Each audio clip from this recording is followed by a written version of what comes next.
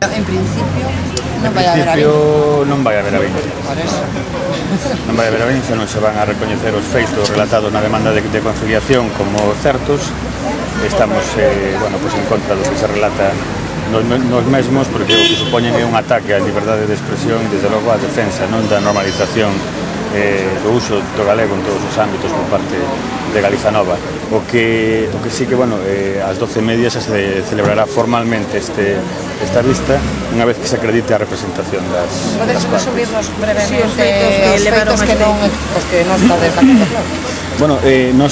Desde logo, o que creemos é que no comportamento, eu creo que na actividade de Galiza Nova en Vigo, en concreto no boletín, que é o obxecto e a causa desta demanda de conciliación, non se está ni moito menos atacando a ninguén, non se está ni moito menos insuriando a ninguén, ni calumniando a ninguén, simplemente se está facendo unha crítica que creemos que é legítima, unha crítica diante de actitudes que non son ni moito menos tolerantes co uso do galego en todos os ámbitos e tamén no ámbito educativo.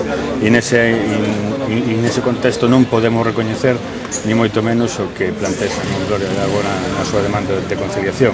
É o exercicio da liberdade de expresión, é o exercicio da crítica legítima de actitudes que consideramos desde logo intolerantes coa utilización do galego en todos os ámbitos, o que desde logo hai e está no contido dese boletín de Galiza Nova, e non podemos máis que defender o seu contido.